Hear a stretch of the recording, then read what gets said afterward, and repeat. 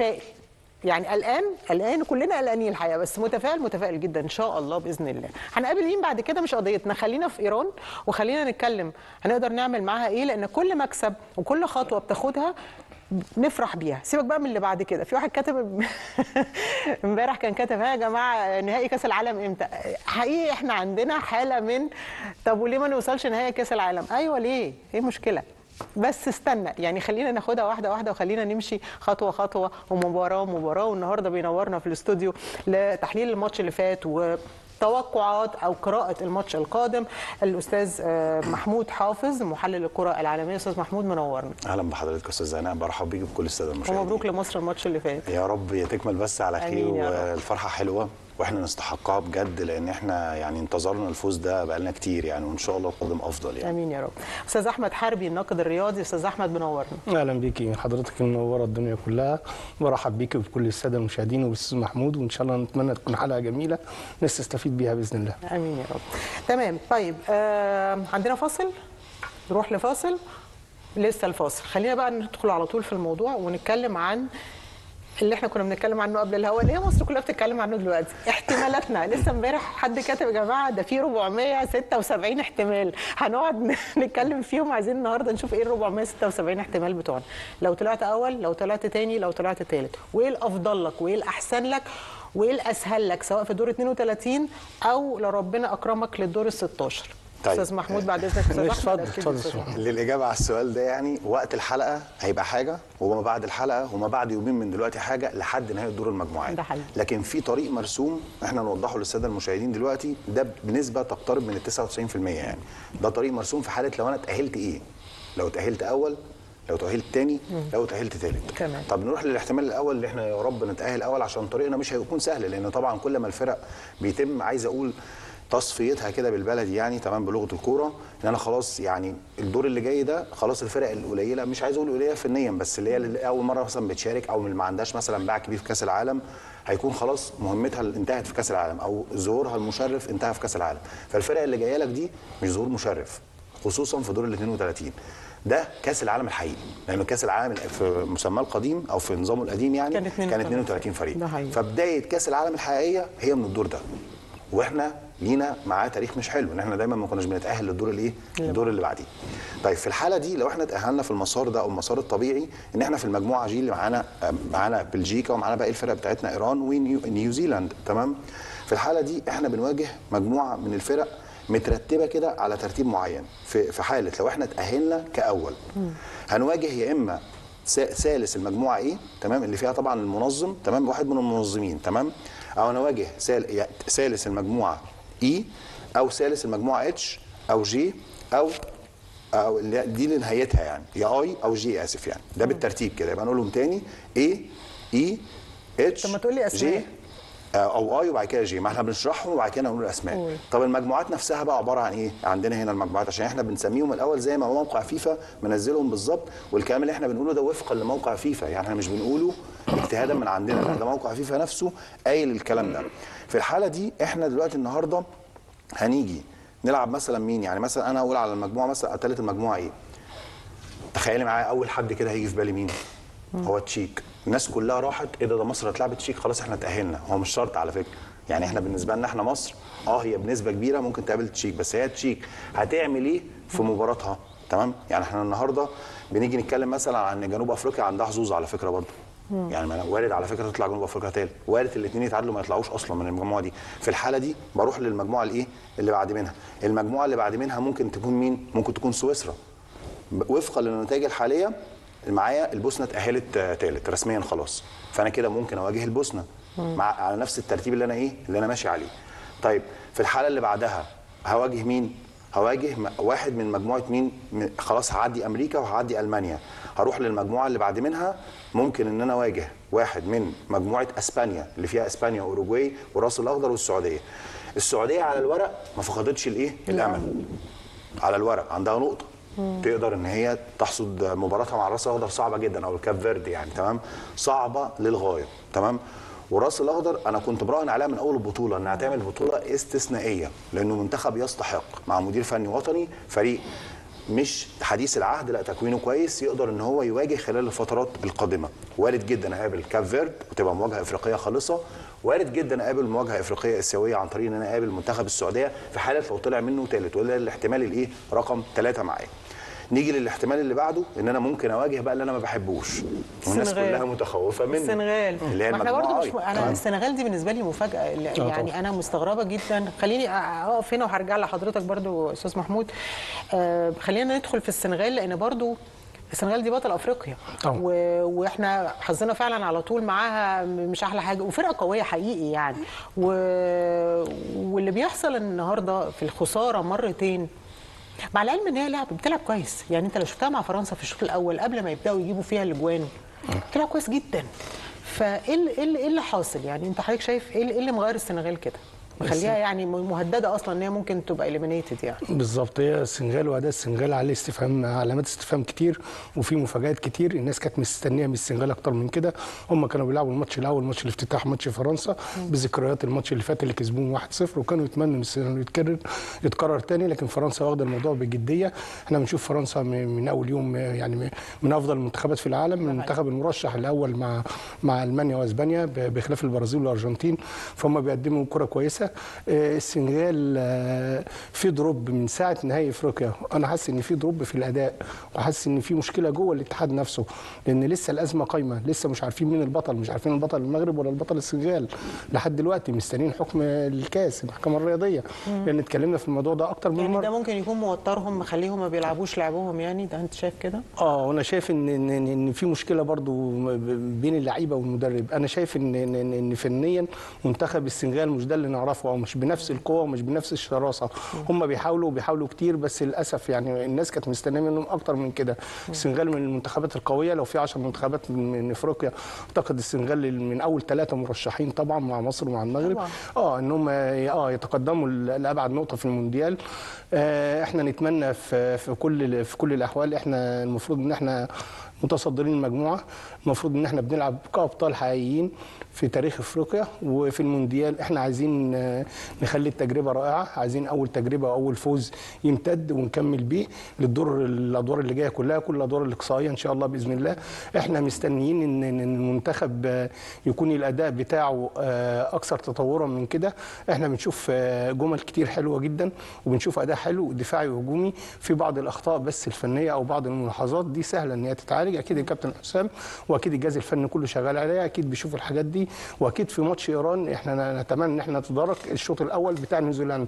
احنا مش عايزين نكرر نفس اللي حصل تاني. مشكله هنرجع له كده يا استاذ احمد برضو، موضوع الشوط الاول والفرق بينهم بالظبط. بس خلينا اكمل بقى. يعني دلوقتي احنا ده في حاله الصداره، احنا قلنا الكلام اللي احنا اللي هو اسوأهم بالنسبه لنا، ممكن احنا يعني بالنسبه لنا احنا السنغال بتهيألي ده السيناريو يعني التوقع او الاحتمال اللي قبل الاخير، ان انا اواجه البطل بتاع الثالث بتاع المجموعه دي، اللي هو على فكره على الورق حتى الان المجموعه الاي.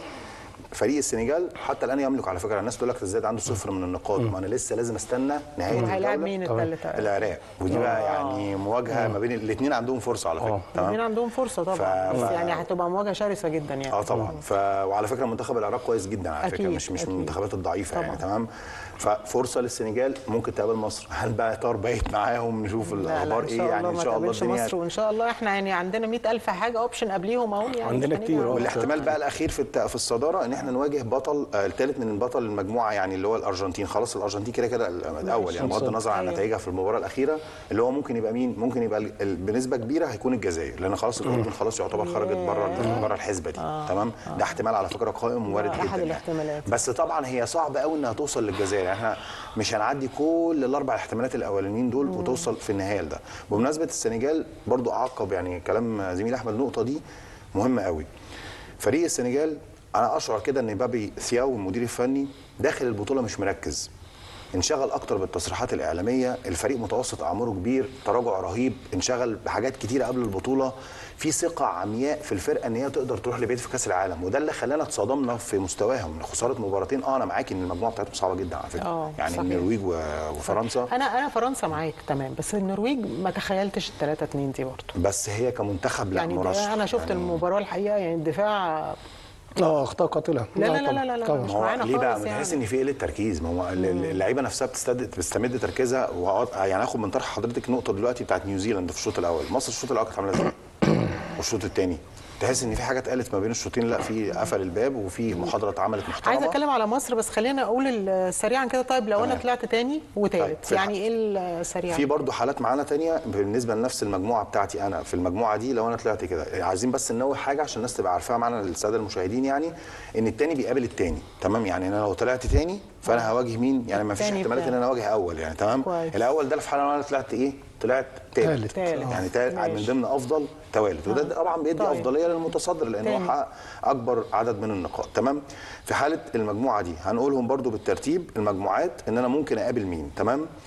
يعني بالترتيب كده على النسق اللي احنا قلناه. نفس الترتيب هو بس هيختلف في حاجه واحده بس، ان انا ممكن في الحاله دي اقابل تاني المجموعه اللي فيها اسكتلند والبرازيل. تمام؟ في الحاله دي لو انا طلعت تاني، وعلى فكره هو احتمال قائم. لا ولا هقابل المغرب كده وارد جدا. المغرب يعني تاني. بس هي المغرب حتى الان تاني. المغرب تاني. بس هي في الحاله اللي زي كده ممكن تبقى اول وارد جدا لان هي متعادله مع البرازيل لان هي كده هتكسب هايتي. لا ايوه ثانيه واحده. يعني انا لو طلعت تاني انا ممكن اقابل المغرب. وارد جدا على فكره. بس ده احتمال بعد اللي جاي. يعني الاحتمال الاولاني القائم هتبقى نفس المجموعه اللي احنا قلناها، نفس المجموعات في طريقها. تمام؟ المجموعات اللي احنا قلناها. تمام؟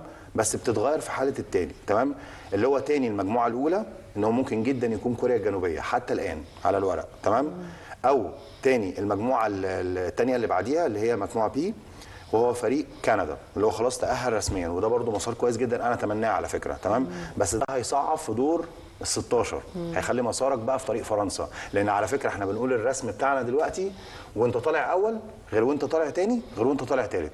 الرسم وانت طالع اول هتبقى تشيك، هتخلص تشيك هتبقى مع لو تاهلت تشيك، او بعد تشيك زي ما شرحنا في اول الحلقه هتواجه بعد كده المنتخبات المستوى الاول اللي هي الارجنتين وفرنسا. تمام؟ هي بس يعني واضح ان هم فعلا 467. هي احتمالات كبيره بس احنا نقدر ان احنا نحسمها. لو تاهلنا اول هتبقى الموضوع سهل جدا بالنسبه ساعتها هنبقى نقدر نقوله هيبقى كله لاعب كمان. هيبقى فاضل يمكن مباراه الكل بتاع يعني تاني الحد بس اخرهم يعني. فهيبقى واضح بشكل اكبر كتير ان شاء الله. طيب خلينا نتكلم عننا استاذ احمد. يعني الناس النهارده بتشاور على شخصيه المنتخب. يقول لك ايه؟ منتخب عنده شخصيه. تمام. هل الشخصيه دي جديده علينا؟ يعني احنا مثلا كان عندنا شخصيه واتغيرت على ايد كابتن حسام حسن، شخصيه كانت موجوده ورجعت. انت شايف شخصيه المنتخب دي تنظيم، روح، تكنيك وتكتيك، فنيات، شكلها ايه الشخصيه دي؟ احنا كلنا كل المصريين وكل الناس اللي متابعه منتخب مصر في المونديال طبعا شخصيه منتخب مصر شخصيه قويه، شخصيه البطل دايما في كل الاحوال. بصراحه الا في المونديال، لان في المونديال احنا تعثرنا كتير وكانت كل الظنون وكل الاحتمالات وكل التوقعات غير كده. يعني في ناس راهنت على نتائج اسوأ من كده، لكن احنا بنراهن على الاحسن دايما وبنراهن على الايجابي دايما. انا في مخيلتي وفي اعتقادي ان منتخب مصر ان شاء الله قادر انه يتصدر المجموعه وقادر انه يوصل لدور 16 والثمانيه. مش صعب، سهل، هو ماتش واحد 90 دقيقه. انت معاك اللعيبه، معاك الروح القتاليه اللي كان بيلعب بيها، المرونه التكتيكيه اللي شفناها في الملعب، كل اللي شفناه في الشوط الثاني ده احنا نقدر نلعبه مره واثنين، ونقدر نلعبه ماتش واثنين بنفس الروح وبنفس التكتكس وبنفس اللعيبه. انا اعتقد ان منتخب مصر عنده فرص كبيره جدا، وشخصيه منتخب مصر اختلفت تماما، والرؤيه كل الناس شافت منتخب مصر بمنظور ثاني بعد الماتش اللي كسبناه واول ماتش وتاخر كتير. دي حقيقه، بس خلاص انت دلوقتي في مصاف الفرقه الاولانيه، انت بطل افريقيا 7 مرات، انت من الفرق والمنتخبات المعدوده في العالم اللي كل الناس بتعمل لها حساب. احنا لازم نشوف ده في الملعب ولازم نشوف ده في المونديال. اعتقد ان دي اكبر فرصه، يعني اكبر فرصه في تاريخ منتخب مصر، في تاريخ الجيل الحالي بقياده الكابتن محمد صلاح والكابتن حسام حسن. اعتقد ان لهم دور كبير ولهم تاثير كبير مع اللاعبين، وده بيبان. احنا بنشوف روح الحب والموده والالتزام بين كل اللعيبه سواء في الملعب او خارج الملعب. ده كويس جدا وده بينعكس على الاداء في الملعب، نفس الحماس، نفس التركيز، حضور الجماهير. طبعا الجمهور ده رقم واحد. انا اعتقد ان الجمهور ليه الفضل في كل حاجه طبعا قبل اي حاجه في اللعبه ذات نفسها. وفي حضوره مع منتخب مصر كابتن حسام والكابتن صلاح الماتش اللي فات قال لهم احنا بنلعب في مصر، الجماهير دي موجوده في مصر، احنا كنا بنلعب في فهو ده اللي خلى الاداء يتغير. الشوط برضه استاذ احمد، ايوه احنا كتير، احنا مصريين كتير في كل حته. يعني ده حقيقي. اعمل لي كاس العالم في فين هاجي لك بالظبط. الجمهور بيساند بقى ومع اللعيبه لا الرؤيه بتختلف، الحماس بيختلف. احنا عندنا كل المصريين والمنتخب اكتر كمان بيفرق معاهم جدا الجانب النفسي، الجانب المعنوي، الدعم ده جدا جدا بيفرق. احنا شفنا كابتن حسن شحاته 3 مرات بطل افريقيا، 3 مرات متتاليين، اي نعم كان جيل ذهبي وجيل لعيبه، بس ما قدروش يوصلوا لكاس العالم، ما قدروش يحققوا اللي احنا عايزينه، ما قدروش يحققوا نفس الطموح. احنا برؤيه مختلفه، احنا نتمنى ان الكابتن حسام حسن يكمل اللي عمله منتخب مصر ويكمل اللي عمله الكابتن حسن شحاته، ونوصل لادوار بعيده يعني في المونديال، واحنا نقدر نعمل كده على فكره ان شاء الله. طيب الريمونتادا دي شغل البريمير ليج ده مش شغل يعني بقول لك شغل البريمير ليج، انت فاهمني اكيد طبعا. متاخر شوط سوري جول بهدف بتلعب في نوع من العشوائيه، في نوع من ما كانش خوف بس كان انا ما اعرفش ده كان ايه صراحه، يعني انا مش قادره اقرا اللي كان بيحصل في الشوط الاول.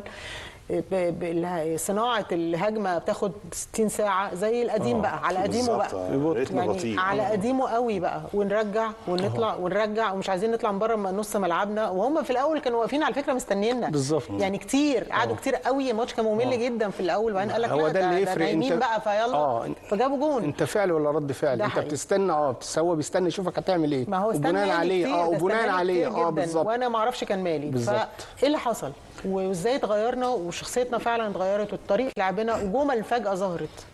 رقم 1 المبالغه في الاحتفال بالتعادل مع بلجيكا كما لو كنت حققت كاس العالم. ده رقم 1 كده قولا دلوقتي ايه ده؟ انا مش بالغت بقى بعد نيوزيلندا بقى. لا برافو عليك، احييكي بقى قوي قوي قوي على الحته دي مبالغه يعني احنا افورنا جدا. لان انا هنا النقطه دي بقى، يعني انا ده اللي بيخلينا يعني احنا كنا بره الهوا بنقول احنا متخوفين شويه من فقلنا احنا لازم نستمد القوه من بعض ان شاء الله يعني تمام. فالمبالغه في التعادل بلجيكا على فكره، انا هقول لك على حاجه رايي مختلف تماما وممكن الناس تنتقدني يعني في الكلام ده، انا متضايق ان احنا تعادلنا مع بلجيكا. طب لا ده كل المصريين شايفين ان احنا كان المفروض نكسب يعني بالظبط برافو عليك، لان انا حاسس ان لا ان انا فرطت فوز سهل جدا، واللعيبه خارجه يعني نص فرحان ونص زعلان، لان منتخب بلجيكا مش مرعب، وبعدين هو ما فازش عليه اصلا قبل كده، ليه ما كسبوش؟ ليه ما عملش زي، مش هقول عامل زي المغرب، انا عملت يعني يعتبر فوز اهو زي المغرب على فكره، انا على الورق انا زي المغرب في المجموعه، يعني المغرب عامل 4 نقاط، عندها 4 نقاط، انا عندي 4 نقاط، المغرب عندها فرصه تكسب هايتي تبقى 7، انا عندي فرصه ابقى اكسب ابقى كمان ايران ابقى 7 ان شاء الله، عندي فرصه ان انا ابقى المنتخب الافريقي. لا بس ماتش المغرب اسهل 100 مره معلش، بس انا عندي الدوافع يعني انا على فكره، ما لو هنتكلم عن الورق وهنتكلم فنيا ان شاء الله الوقت يسعنا احنا نتكلم فنيا، انت عندك افضليه يا استاذه ان حضرتك النهارده كمنتخب الفريق الايراني بقى له قد ايه الدوري متوقف عنده ما بيلعبش دوري، الفريق الايراني متجمع من كل حته في العالم. بس الفريق الايراني ما هو ده بقى خليني برضه اطرح سؤال اخر من السؤال الاولاني، يعني انا كنت عايز اعرف برضه احنا ايه الريمونتادا اللي حصلت، بس هنرجع لها، بس الفريق الايراني اتخيل ان الاساس هي روحهم، الناس دي جايه عايز تثبت، عايز توصل رساله. لو شفت كم الانترفيوهات اللي بيعملوها، الكلام اللي بيقولوه في رساله معينه وفي روح معينه، انا شفتهم حتى هما بيكلموا في فيديو كده جوه اوضه غرفه الملابس قبل المباراه بتاعت بلجيكا، يعني جايين يقولوا لبعض احنا عايزين ننزل، احنا ما يعني مش لعب، احنا عايزين ننزل بروحنا. دي بقى اللي تخوفني اكتر، انا مش خايفه، اوعى تفتكر ان انا خايفه خالص، بس قصدي يعني تقلقني ان انت قدامك فرقه مش مغروره، مش شايفه انها جامده، لا فرقه نازله عندها روح عاليه جدا.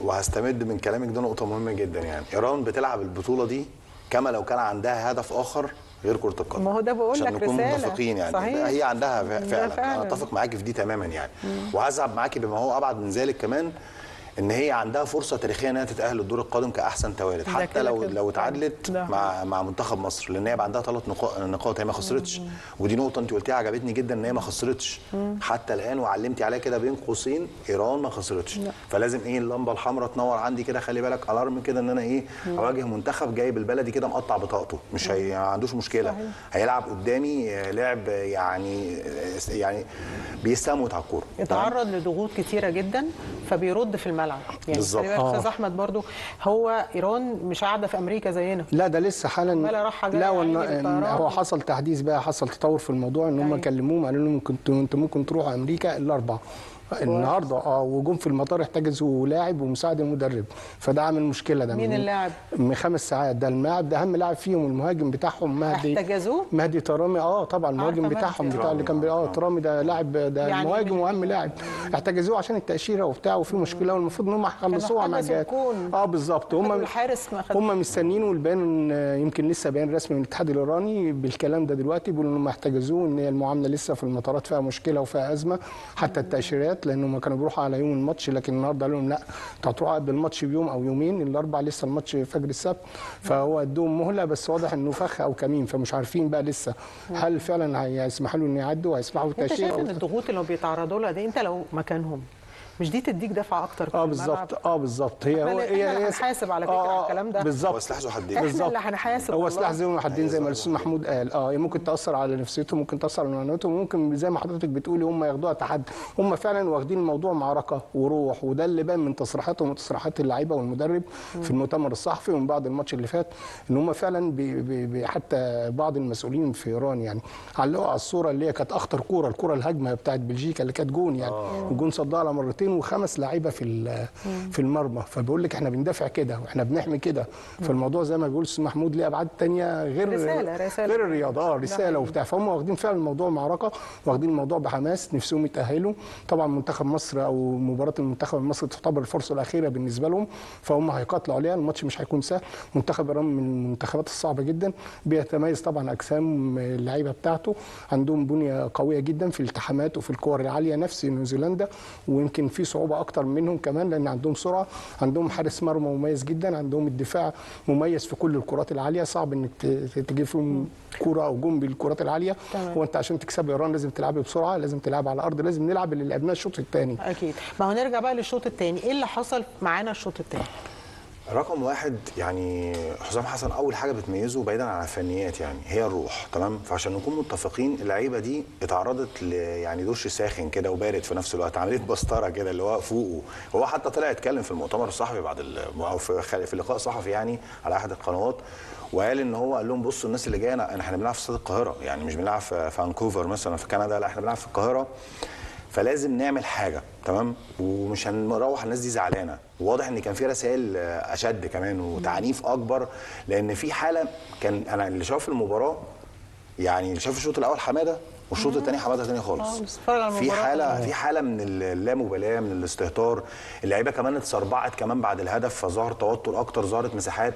احيي رقم واحد في المباراه دي في الشوط الاول مصطفى شوبير طبعا. هو اللي ابقى النتيجه على حالها في كوره في الشوط الاول بمناسبه في اول الشوط الثاني لو كانت دخلت وفي الشوط الاول برضه لو كانت دخلت الكوره دي وشال الكوره في الشوط الثاني زي ما زميلي احمد قال تحت سقف العارضه، تمام؟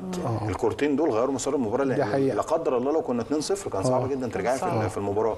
ففي دش ساخن اتحط يعني اتعمل بين الشوطين اللعيبه ان هو اتحطوا تحت ضغوط، لا انا مش هينفع اخسر. وعلى فكره برضه سلاح ذو حدين ان انا اللعيبه هنا انا ليه اوصل لكده؟ لان خلي بالك نيوزيلاند غير ايران، انت ممكن تتاخر قدام نيوزيلاند وترجع بثلاثه، طب ايران هترجع زي ما زميلي قال لك يعني هتركن لك الاتوبيس بقى ورا، تمام؟ يعني طبعا هم دفاعهم، انا لسه برضو دي احد برضو الاسئله الحقيقه الهامه جدا، يعني ايه نقاط قوه ايران وايه نقاط ضعفها؟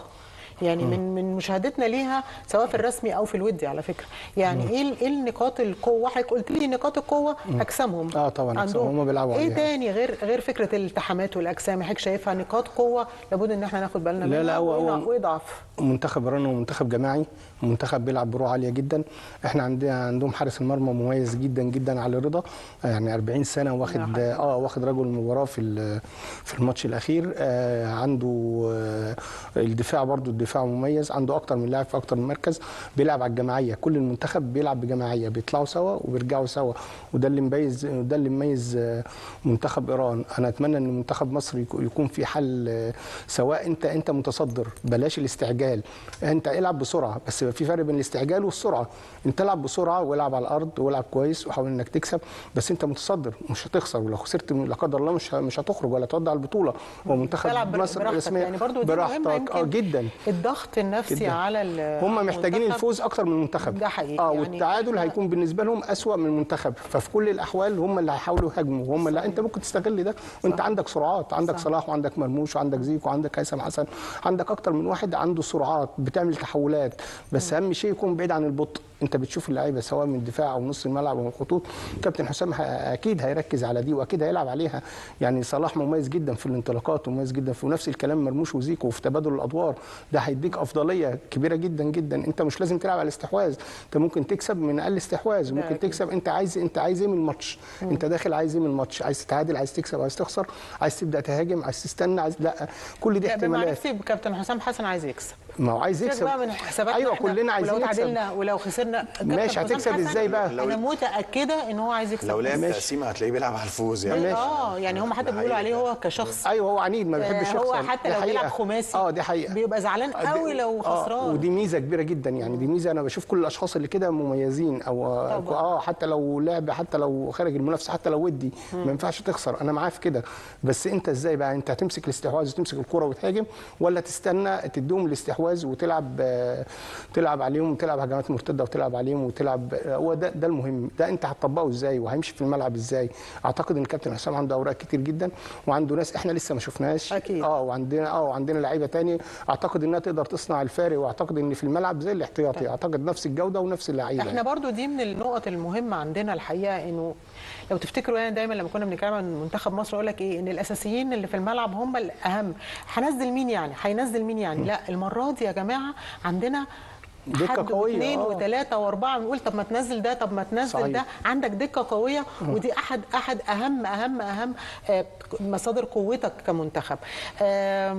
طيب القوه عرفناها، لو عايز تضيف يعني برضو نقاط قوه اخرى في ايران، بس ايه الضعف؟ يعني ايه ممكن اي حد عنده نقطه ضعف؟ خليني انا بقى الحته دي عشان انا بحب نقطه ضعف، وعشان عايزين نمسكه من ايده اللي بتوجعه.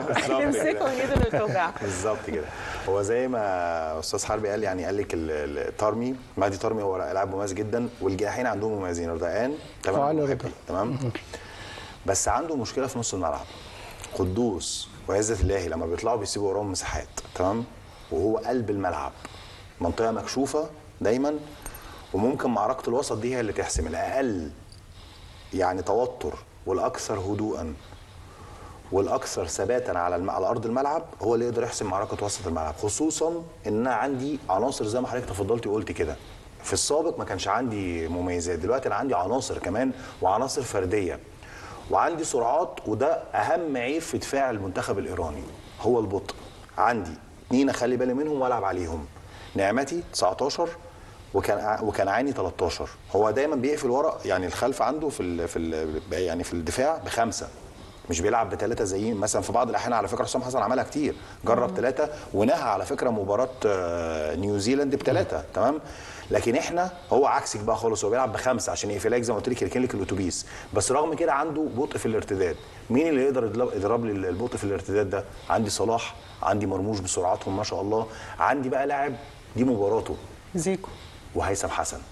بس زيكو في حاله ان هو لو لعب جوه البوكس زي ما انت تفضلتي وقلت كده لما كنا بنتكلم قبل كده. عايزين نتكلم برضو علينا احنا، بس انا كنت لسه يعني بحاول افهم ايران اكتر ونفهم ايه الضعف بتاعهم وايه القوه بتاعتهم. بس خلينا نروح لفاصل ونرجع نتكلم علينا احنا بقى، يعني نتكلم عن نفسنا، ما نتكلمش على حد، ما نحبش نتكلم على حد، نتكلم على نفسنا ونشوف احنا ممكن العناصر القوه الكتير اللي موجوده الحقيقه بجد ما شاء الله، تقريبا يعني القايمه كلها اللي عندنا انت واثق فيها، يعني اي حد هينزل انت عارف ممكن يتحط فين وهيعمل لك ايه، ودي حاجه كويسه جدا في منتخب مصر. خلينا نتكلم على الموضوع ده، لكن نروح لفاصل ونعود مره ثانيه وهاشتاج الملعب.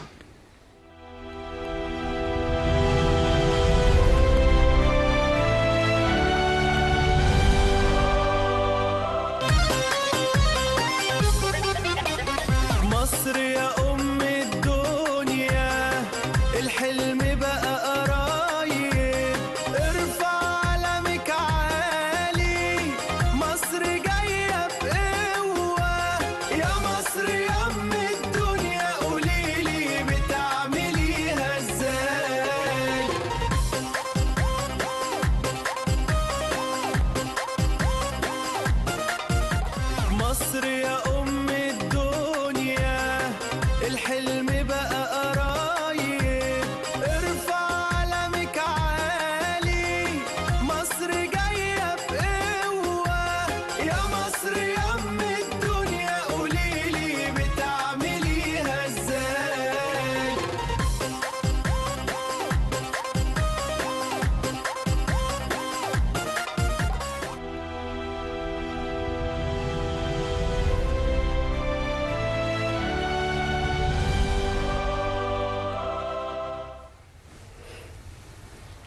طيب يا جماعه احنا يعني بجد عايزين النهارده نحاول طبعا، عشان في ناس تقول لك ايه يعني انت كابتن حسام حسن عارف، هو عارف هيعمل ايه، ما احنا عارفين بس احنا برنامج رياضه، فالناس هنا بنفضفض يعني وبنتكلم، بنشوف وجهه نظر المصريين، وجهه نظر الناس، ايه اللي ممكن نعمله من وجهه نظر حضراتكم.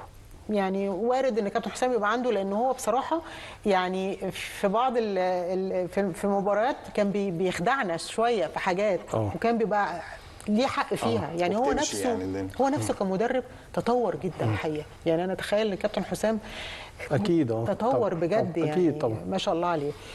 ايه بقى قوتنا وايه ضعفنا؟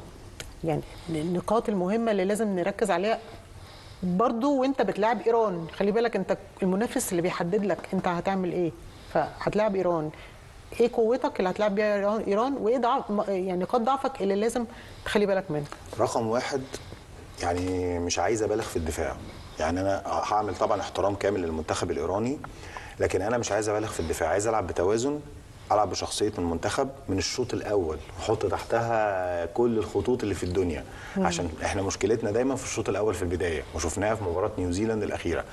فعشان خاطري يا ريت فعلا نحط دي في اعتبارنا، ان احنا لازم نلعب على فكره ان انا من اول مباراه العب على فكره التحولات.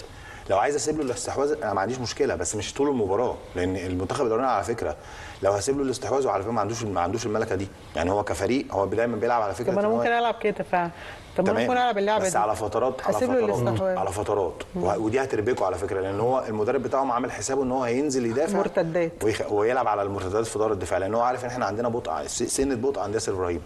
ودي النقطه اللي هتاخدنا للنقطه اللي بعدها، النقطه الثانيه، ارجو عدم اشراك، ربنا طبعا يكون يعني يرجعه بالسلامه، يكون تم شفائه 100%، حمدي فتحي، عدم الدفع بيه في مركز قلب الدفاع. يعني ارجو النقطه دي. حمدي فتحي 6 احسن بكتير، لان انا بخسره في مركز 6، وفي نفس الوقت زي ما بخسر عمر مرموش، دي النقطه الثالثه في مركز المهاجم الاسترايكر الصريح لما بلعبه 9. المفروض ان انا لاعب زي ما زميلي حربي قال، العب مين 9 بقى؟ زيكو. عنده الحته دي، يرجع مرموش لشادو سترايكر، او ان هو يلعب جناح زي ما بيلعب مع السيتي. على فكره مرموش لما بيجوا من تحت بوشه للمرمى بيبقى اخطر بكتير جدا، لان احنا شفنا في مباراه نيوزيلاند كل تقريبا، او يعني مش عايز اقول 95% من قراراته كلها سواء جوه البوكس او بره البوكس كانت كلها غلط. بالاضافه ان هو تحس ان هو تايه، هو برضو على فكره هو مظلوم، يعني في جزء عليه، مش عايز اقول 100%، لا 50% على اللاعب ان قراراته غلط في الحته دي، والناحيه الثانيه 50% على المدرب ان هو اشركه في مكان مش مركزه. فعشان العب مباراه هو نفس التشكيل هو، لكن ينقصه ان انا لازم العب بعناصر خبره زي رامي ربيعه عندي جنب ياسر ابراهيم، لان برضو نقطه مهمه، ياسر ابراهيم لما بيكون بيلعب جنبه حد بيوتره بيتوتر معاه، ودي مشكله، بيبتدي يعمل اخطاء. في المباراه اللي فاتت ياسر ابراهيم خسر الكره في 8 التحامات، مقابل حسام عبد المجيد لما نزل قبل ما يتصاب خسر الكرة، ما خسرش الكرة ورا مرة، 4 من 4، ودي نسبة نجاح مميزة جدا، لأن هو ده المطلوب. بس رامي ربيعة يعني الحقيقة بنحس إن هو ليه تقل في الملعب وثقل يعني في خط الدفاع، بيدي أمان لخط الدفاع كله، يعني فده يخليهم يأدوا بشكل كبير. طيب أستاذ حربي، يعني كنا لسه بنتكلم على موضوع إن زيكو مثلا كان طلع قال أنا في الشوط الأول ما كنت سيء لان ما كنتش في مركزي. وطبعا كابتن حسام انا يعني هو مش بيعدل على كابتن حسام بس، عشان يعني هو برضو بصراحه اول مره برضو يكمل الانترفيوهات دي ويكمل الحاجات دي، فما بلاش ناخد الكلام ان هو يعني بيعدل او كده، هو بس بيقول انا ما كنتش في مركزي. اول ما كابتن حسام حطني في مركزي قدرت اتحرك، لانه انا ده مكاني انا، حتى هو قال لك انا بعرف اجيب اجوان كويس قوي في البوكس. طيب نفس القصه لسه بنقول مرموش يرجع تاني وينج. الشكل الهجومي حضرتك ممكن تكون شايفه افضل سيناريو ازاي؟ هو في اكتر من سيناريو والناس بتطالب باكتر من حاجه، بس انا في اعتقاد ان معركه الوسط هي اللي هتحسم المباراه. نص الملعب هيقول مين اللي هيكسب او مين اللي هيكون افضل في الملعب. واعتقد ان المنتخب حد من الثلاثه بتوع بس هو احنا عندنا مشكله، احنا عندنا 3 مهددين بالايقاف في الدور الجاي، فتوح ومهند ومروان عطيه. فمهند وروان بيلعبوا في نص الملعب والاثنين بيلعبوا جنب بعض، فهيبقى في مشكله. لو في انذار تاني هيغيب الماتش اللي بعده اللي انت مش عارف هتلاعب مين فيه، يعني وده ماتش ممكن يطلع حد فيهم. وفي الغالب حمدي فتحي مش هيلعب، يعني حمدي فتحي وحسام عبد المجيد مش هيلعبوا الماتش الجاي في الغالب. هو في الغالب زي ما قلنا بتكلم عن نص الملعب، يعني ممكن يطلع مثلا مهند. لا مش هيطلع، لا هو مش هيطلع، بس لازم يكون في حذر، لازم اللعيبه تلعب بحذر. هو في الغالب هيلعب ب3 مروان ومهند وامام. تفتكر افتكر الدونجا المره دي؟ لا اعتقد ان هو هيكمل على نفس التشكيل اللي بدا بيه اول ماتشين، واعتقد ان هي الكيمياء ماشيه. هي المشكله فعلا، وكل الاراء بتكون في الثلاثه اللي قدام. الناس مختلفه في مراكز الثلاثه، هم الثلاثه بيبدلوا المراكز. انا شايف ان زي ما قال الاستاذ محمود، زي ما حضرتك قلت برضو، ان زيكو ومرموش المفروض يغيروا مع بعض، وهيثم حسن المفروض الناس تشوفه لسه ما نزلش ولسه ما ادالوش اكتر. حمزه عبد الكريم نفس الكلام، حمزه مهاجم جيد، يعني ممكن يلعب سترايكر صريح بزيكو ويلعب مكانه بحمزه، يبدله بحمزه. ممكن يلعب بمرموش وصلاح، يبدل بينهم الاثنين في اليمين والشمال، وينزل معاهم هيثم وزيزو. نشوف ده ونشوف ده. اعتقد انت معاك اكتر من حل. اللعيبه نفسها، اللاعب اللي بيلعب مش في مركزه وهو بياخد وقت فعلا وبياخد فتره. ليه هيثم حسن ما بينزلش الحلقة لما والله هو يعني في بعض الاقاويل بتقول ان هو ممكن يكون حتى لما بتشوفه معاهم هو ممكن يكون لسه ما حصلش نوع من التآلف مع الفرقه او ما فيش تفاهم، لانه مهم قوي ان يكون الفرقه فاهمه بعض. يعني ممكن يكون لعيب وحريف، بس فكره ان هو فاهمين بعض، هل ممكن يكون دي العقبه ولا دي حقيقه، وده جزء من الحقيقه يعني، لان الانسجام ده مهم جدا جدا بينك وبين اللاعب وبين اللاعب. طبعا هو لاعب مميز، عنده سرعات، لاعب مراوغ من احسن المراوغين في الدوري الاسباني ومن احسن المراوغين في العالم. عنده حلول كتير، بس هي فعلا الانسجام. احنا شفنا الماتش اللي فات الجون بتاع صلاح وزيكو، احنا شفنا التفاهم يعني. هو لاعب الكره سندها له وشه للجون، اي حد غير زيكو كان هياخد الكره هيلف بيها، يحاول يشوطها، يحاول يلعب، كان هياخد الكره اي حد كان هيضيعها يعني. بس هو الحل يعني الحل السهل والحل البسيط انك تعدلها لصلاح، هو اللي جاي وش للجون وشايف، وده اللي حصل.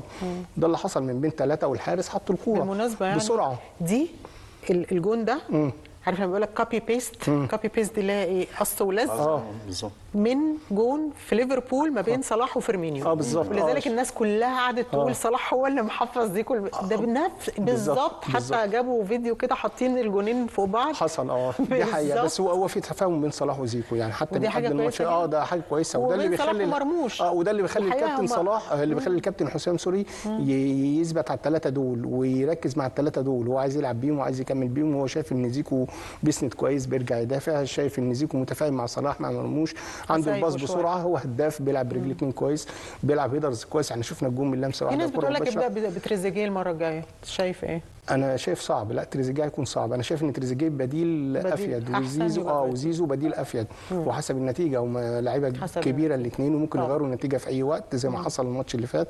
يعني تريزيجيه حط جون، وزيزو كان قدامه فرصه عالميه انه يحط جون يعني، بس هو للاسف تباطأ فيها، ودي مهمه جدا يعني. هو لازم يركز على الحته دي، ولازم يركز على الفينش. انا شايف ان عنده مشكله في الفينش من بدري، هو ما بيحطش جوان من بدري يعني. حتى لو الجون كده فاضي بيباصي، بيلعب بالعرض، بيلعب. لا، انت حط جوان. انت في الزمالك كان غير كده، مع احترامي بقى، مش هندخل في الانديه وبتاع، احنا في المنتخب. بس انا بتكلم على الفتره اللي كان بيلعب فيها هنا والفتره اللي كان بيلعب فيها هنا. هو دلوقتي زيزو لازم يلعب عليه، لازم يلعب، والكابتن حسام لازم يركز معاه على كده، لازم يركز على الفينش، على الجون. انت زيزو، انت لاعب كبير، انت بترقصه وبتشوطه، عندك سرعات، عندك كل حاجه. المهم بقى الانهاء، الجون، الهدف. تمام. هل ممكن نلعب على المساحات يعني انت لو غمضت عينيك كده وشفت الماتش، يعني قول كده انا شايف ايه؟ انا شايف الماتش ده هيبقى مفتوح وبنلعب على المساحات، ولا ماتش تكتيكي منغلق متكتل منهم ومنا حذر؟ انا شايف مفاجأتين. يعني شايفهم كده، حاسسهم مع كابتن حسام حسن. يعني رقم واحد، في اشراك لمحمد الشناوي في المباراه دي، احساس وتوقع، وممكن يكون هو بيفكر في الفكره دي، يا بديل يا من اول المباراه، لاراحه مصطفى شوبير او اعطاء فرصه للتجهيز فيما بعد. شايف لاعب اعتقد ان كابتن حسام حسن هيعمله مفاجاه في المباراه دي بنسبه تتجاوز 90%. هو محمود صابر في وسط نص الملعب. ما انا لسه بقول برضو هو لازم هيقعد حد من تاني مهند، يعني ممكن يقعد هو كمان عايز يستفيد بحاجه. بس محمود صبري ممكن هيلعب مكان هيلعب 6، بس هيحاول يخليه 8 اكتر لقدام، بوكس عشان يعني يستفيد من حته التسديد. الوحيد على فكره بيسدد على المرمى كويس هو محمود صبري، ويليه مروان عطيه. بس مروان عطيه تكليفاته الدفاعيه بتحرمنا من الامدادات الهجوميه بتاعته في الثلث الاخير اللي قدام الخصم. طب بس ما احنا عايزين برضو محمود صبري او ايا كان برضو اللي جنب مروان، ما هو برضو يبقى يعني الشق الدفاعي عنده يبقى اعلى شويه. يعني انت عندك خط هجوم يكفي ان انت تعمل هجوم، انت مش عايز كمان تفضي وسط الملعب كلهم طالعين لقدام، كلهم هيطلعوا لقدام. ما انت هيبقى عندك تحولات. انت منتخب ايران ما هوش منتخب، يعني مع احترامي هو مش بلجيكا، فمش هيلعبوا بتحفظ كبير. في نفس الوقت لازم هكون حذر معاه في الهجمات المرتده، فانا كده مثبت 2 مثبت اتنين على الدايره، سواء هيلعب في حاله لعب مهند او محمود صابر وجنب منه مروان عطيه، وما ننساش ان امام عاشور موجود، بس امام عاشور ما يحدفوش ناحيه الشمال، لان انت لو حدفت ناحيه الشمال دي الحته انا حاسه ان هو بيسايبه فري. امام حقيقي هي ده جوكر. كويس، ما دي لا مركزيه مطلوبه جدا على فكره، وايدها في مباراه ايران، لان ايران بيرتبكوا زي ما قلت لك الاثنين 19 و13، ونخلي بالنا من الرقمين دول قوي. الاثنين دول لو لعبت على بطئهم هستفيد جدا جدا كمنتخب من الاخطاء بتاعتهم، يعني كمنتخب مصري يعني ان شاء الله. تمام. اخيرا بس عشان خلاص وقتنا خلص، متوقع الماتش كام؟ ما بحبش السؤال ده ابدا بس هسأله. لا انا متوقع ان ماتش مقفول، النتيجه مش هتكون كبيره، ان شاء الله منتخب مصر يكسب 1 أو 2 ان شاء الله. اتمنى واتوقع. مش عايزه اسالك يا استاذ محمود، المهم انت تتمنى نكسب ان شاء الله. طب تتوقع ايه؟ والله اتمنى، انا يعني اتمنى 2-1، بس انا متوقع حاسس انها 1-1 يعني، بس اتمنى ان شاء الله 2-1 يعني يا رب الخير ايا كان الخير بقى، انت اول او تاني ان شاء الله، بس مش ثالث، اهم حاجه يا رب ونبقى اول او تاني. بشكركم شكرا جزيلا استاذ محمود واستاذ احمد على وجودكم معانا، وان شاء الله يعني كاس العالم لسه مكمل، واحنا يعني لسه بقول لك واحد كاتب امبارح بيقول لك يا جماعه هو النهائي امتى يعني، فاحنا مع بعض يا جماعه عادي ان شاء الله. يا رب والله احنا يعني يا رب دايما فرحانين ومتشرفين بمنتخبنا، والكره بتجمعنا دايما، ويعني معاهم خطوه خطوه. انا مش عايزه نبقى قاسيين لو حصل اي مشكله، عايزه يعني نفتكر كويس برضو، يعني دي مهمه قوي ان احنا دايما، هم اكيد اكتر مننا يا جماعه جدا عايزين يكسبوا وعايزين يعملوا حاجه، عندهم عاليه والدوافع الحافز اكيد اقوى منا 100 مره. لا فرصه تاريخيه بالظبط لاي لاعب في الدنيا يعني الجيل الكامل بالظبط. فاتمنى يا رب ان شاء الله يوصلوا حاجه كويسه. بشكركم شكرا جزيلا على وجودكم معانا، وان شاء الله انتظرونا مشاهدينا الاربعاء القادم وحلقه جديده وهاشتاج الملعب.